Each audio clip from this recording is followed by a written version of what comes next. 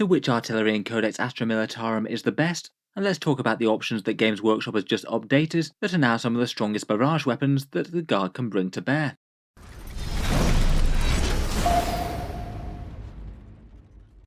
Hello and welcome back to Auspex Tactics, where today we're talking Imperial Guard, and I thought that we'd take a video to properly focus on artillery from the new Codex, and perhaps just importantly the artillery that comes to the Guard from beyond the Codex and now appears to be some of the strongest choices.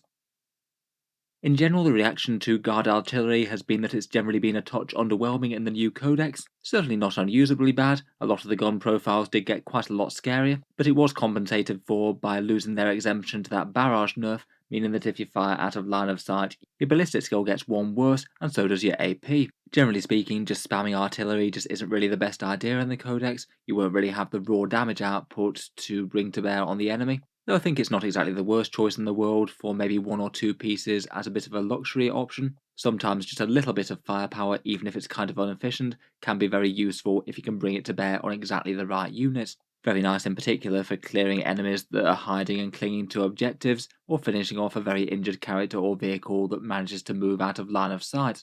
In theory, you can buff artillery a little bit with regimental traits like Expert Bombardiers or the Master of Ordnance if desired. These can make the tracked artillery a little bit more efficient, though still in general the thinking seems to be that it's just not quite worth building around, not compared with the direct fire damage dealers like say Russes or Kazakin. I do wonder if that might be about to change somewhat though, with a whole bunch of Forge World choices being updated, but I thought we'd take a look both at the Codex options and weigh them up against Forge World. Let's talk about a few units first and run some numbers. First up, we've got mortar teams, which overall I would probably argue is the strongest artillery in the Codex right now, if you do count it alongside the bigger guns. 55 points gets you 3d6 shots at strength 5, AP 0 and damage 1, and there's really quite a lot of ways that you can get more out of them. Born Soldiers is really quite good with some volume fire. They can easily and cheaply get Take Aim to counteract the hitting on 5s. Officers can give them rerolls with their orders pretty easily. Creed could give them strength 6 if you want to include her, and if you really wanted to go the whole hog you could even have that finial of the Nembradesh first hovering somewhere nearby. Maybe not the ideal target to buff with it, but that would help protect you against any other negative ballistic skill penalties. Overall they feel like a fairly common include, just hiding out of line of sight on a home objective, not enormously efficient against high toughness and high save armies like Space Marines or Custodes, but really quite a menace to certain low toughness armies. Say Eldar in particular, with their expensive and fragile aspect warriors, really won't enjoy being hit by these. They can be pretty game changing in those kind of matchups, provided your opponent can't get line of sight to them. Mortar teams are probably my favourite.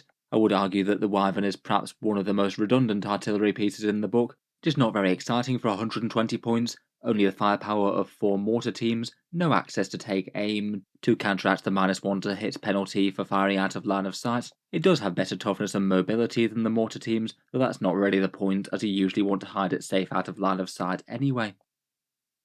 Otherwise, then we've got the heavy guns of the Codex, the Field Ordnance Battery Bombast guns, the Earthshaker cannon of the Basilisk, and the Storm Eagle rockets of the Manticore, all kind of similar role with slightly different preferred targets, and I feel like these more than any are more worthy of a bit of math hammer comparison to each other. Here are the profiles for the 3 different guns. I thought to compare them, the math hammer would weight them to 140 points, would have them firing out of line of sight, taking the 2 hit and AP penalty that now entails, though perhaps the hardest thing to calculate for that is how much value you'd put on a take aim order for the Field Ordnance. I've chosen to charge it an extra 10 points for that privilege at the moment. The buff could be shared between 2 different units, and the officer could also be doing other things like giving his rerolls to other guns at the same time, plus throwing another order somewhere else. With that in mind, that'd bring all 3 units to 140 points. The field guns would be hitting on 4s at heavy 2d6, strength 7, AP -2 and damage 2. The Basilisk would be hitting on 5s at d6 plus 3 shots, strength 10, AP -2 and damage 2. And the Manticore will be firing again d6 plus 3 shots, hitting on 5s, at strength 9, AP -1 and damage 3. The worst AP from the Barrage penalty does hit that quite hard. If you look at the numbers between them, then in general it's a fairly clear win for the Field Ordnance Battery, at least against a fair few common targets. Compared with the other heavy ordnance, if all they've got to shoot at is light infantry, they will do better against, say, Imperial Guardsmen. They win on Space Marines as well, with the damage 2, beating out the Basilisk by a little bit. They're better against Thunderhammer and Storm Shield Terminators, a tiny bit better against Toughness 7 vehicles compared with the Manticore, and they only really fall down against hard targets, Say a toughness 8 vehicle with a 5 plus invul and -1 damage, there they only achieve 0.8 wounds compared with the Basilisk's 1 and the Manticore's 1.4. Broadly speaking, for the heavy guns, I'd give this as a win to the field ordnance, better against the majority of targets that you're likely to run into unless you're fighting nothing but the heaviest armour. If you're interested, then compared with the field ordnance guns, the mortar's numbers are kind of similar against most things, though massively ahead against the guardsmen, and the mortars get a lot more value from the weight of fire from born soldiers, getting a lot more 6s. In any case though, those are the numbers for the main codex for the heavy guns, but now Games Workshop has finally gotten around to updating a whole load of really scary heavy guns from the Forge World artillery. It does seem that the codex options might actually be in second place behind one of the choices. The Imperial Guard really have quite a lot of Forge World choices in resin, and really quite a wide variety of artillery weapons, a bunch of crude artillery, plus a fair few tracked ones. In the update there was a couple of new datasheets which we'll touch on one of, and also the crude artillery all got the platoon keyword, so got take aim. Getting an extra +1 to hit and an extra bit of AP on some very heavy guns is pretty nice, as we'll see in just a second. First up, just for completeness, here are some of the other Forge World contenders. There's the Colossus Mortar with 150 points, 3d3 shots at strength 6, AP-2 and damage d3, and they also ignore cover. It had dropped to AP-1 out of line of sight, so it's kind of in a similar place to the Manticore, except usually fewer shots and far less strength and damage, very solidly behind the Manticore even though it ignores cover. The Heavy Mortar Battery is kind of interesting, d6 shots at strength 6, AP-1 and damage 2, though unfortunately it just winds up being more expensive and worse than the Field Ordnance Battery in all respects. The Heavy Quad Launcher is 90 points, 46 shots at strength 5, AP0 and damage 1, basically equating to worse damage per points than the mortars, though arguably they're a bit tougher, so that might give them a bit of a niche. I still think realistically most people would want to take mortars over those though, they're core and can get rerolls and other buffs. Finally, there's the new datasheet of the Armageddon pattern Medusa, the tracked version of the gun, d6 shots at strength 10, AP-3 and damage d6 at 36 inches. This one definitely isn't terrible, but it's a kind of similar damage profile to the Manticore and Basilisk, but just not really better besides against very niche targets. It's basically a gun that got a lot worse going into the Codex, because previously it used to have exemption from the Barrage nerf under the Old Guard Codex, but in the new one it does get the Barrage nerf and didn't get any power on the guns to compensate like the other artillery did. Moving into the genuinely interesting Forge World artillery though, first up we have the Armageddon pattern Basilisk. Kind of interesting that it got an updated datasheet in the new book. It's really quite similar to the Basilisk overall, though you get it for 130 points, not 140, as per its old points cost, which wasn't changed. On the new datasheet, Games Workshop did forget to give it the artillery keyword, so it does mean it doesn't have certain synergies like Expert Bombardiers or the Master of Ordnance, but in general I'd argue that that's not the end of the world. It does mean that this thing is currently just slightly more efficient than the Basilisk against all targets, basically the same gun but for a cheaper cost, and I guess means it has more defense for the cost as well. Unfortunately, the points differential just isn't really quite enough to outshine the other choices on this list though. It still remains basically as it is, a bit behind the field ordnance in most categories, and a little bit ahead against toughness 8 vehicles. The real star of the Forge World show though is this Earthshaker Carriage battery. And the reason that this one is good is that it's basically a cheaper Earthshaker cannon that also gets the advantage of getting take aim, a really big boost with +1 to hit and an extra pip of AP.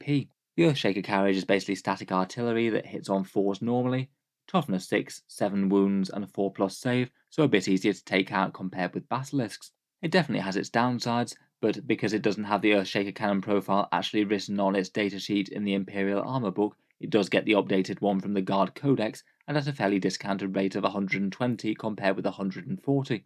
Games Workshop in their Imperial Armor FAQ gave it the platoon keyword. That allows you to get the take aim, so it means that you're going to be shooting with one of these things for 120 points, d6 plus 3 shots, hitting on 4s, strength 10 and AP-3 even with the Barrage nerf, and damage 2 out of line of sight.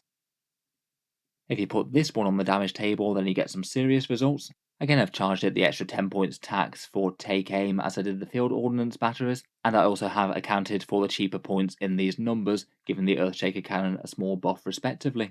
Overall, it looks like the numbers against these targets equal or beat every other choice of artillery in every category. The same amount of guardsmen slain as the field ordnance gun, though admittedly that still will be far behind the mortars. They're massively far ahead against 2 wound Space Marines, with 2.4 of them killed as opposed to 1.5 of the field ordnance, around about double the damage to Terminators with Thunderhammers and Storm Shields, again almost double the damage against Toughness 7 vehicles compared with the field ordnance and the Manticore, and against hard targets with -1 damage, which are pretty not ideal. If you're firing with damage 2, you still equal the Manticore there. Overall, as artillery go, these things really are pretty savage. These numbers are very good indeed for anything that ignores line of sight. I could easily imagine 2 or 3 of them just chugging away at the enemy's targets they least want you to hit, and they're quite likely to have a further damage buff on top of that, either something like Born Soldiers to allow them to auto-wound on 6s, helping out a small amount, or potentially the regiment trait that gives you an extra single hit reroll. That'll go a long way when you're firing strength 10 shots. It's pretty nice, and I'd argue that from these numbers it looks like Guard gains some usable heavy artillery. Otherwise, I thought it would be interesting to look at its counterpart, the Medusa Carriage battery. This one's very similar in terms of profile, but it swaps out the Earthshaker cannon for the Medusa Siege cannon, D6 shots at strength 10, AP 3 and damage D6. It's not going to be quite on the same level as the Earthshaker battery, as it didn't get the boosted gun profile, but it's still a solid anti-tank option that can now take orders. If we throw this one into the mix and give it take aim, then it also is pretty solid. Definitely a lot less flexible than the Earthshaker cannon. It is worse against most targets on the list, from the Guardsman, Space Marine, Terminator and Toughness 7 vehicle, though it's really not far behind when you target Toughness 7 armor. It's 3.9 wounds versus 3.7. This guy does admittedly win out pretty big though against Toughness 8 units with -1 damage. They're a lot better profile for it rather than the damage to Earthshaker, and this beats out all the other artillery by a pretty crazy amount. Overall though, out of these big hefty carriages, then I'd still say that the Earthshaker is definitely the better choice out of the two. It's just better against the majority of the field. So overall, if Games Workshop does leave things how they are, and keeps the Earthshaker carriage the same points cost while giving it take aim and the boosted gun profile, I feel like the Guard might have gained a seriously powerful little cluster of artillery to sit at the back. Overall, out of the Codex choices, I feel like Mortars plus take aim, maybe Creed and further buffs might still be best overall. They do chew through hidden light infantry very quickly, and are really quite low investment as they go. For heavy artillery out of the Codex, my first choice would be the Bombast field guns, supported by take aim, but realistically, if you are going for heavy fire support, it does seem like these Earthshaker carriages are about the most powerful artillery that the card can bring to bear. I suspect you're still only going to want a small number of them, maybe 2 or 3 of them clustering out of line of sight behind some ruins or something. Have an officer at least somewhat nearby to splash the take aim over them, and then you've got a pretty powerful deletion laser that can hopefully just hoover one squad off the board each turn. Their numbers are fairly solid for most targets. Killing something like 6 to 8 Space Marines each time that you fire really is big. Let me know your thoughts though. Would you be tempted to convert and run some Earthshaker carriages? Or do the downsides like the immobility and the lower durability hurt them quite a bit, compared with the other sturdier tracked options? As always, looking forward to hearing all your thoughts down in the comments below. If you've enjoyed the video, then feel free to subscribe to Auspex Tactics, or I'll certainly keep the regular 40k updates coming, with new videos out just about every day. If you'd like another Guard one to watch, I'll link my strongest Lehman Russ turrets video down in the video description. That one's got a bit of math hammer comparing the strongest guns on everyone's favourite battle tank.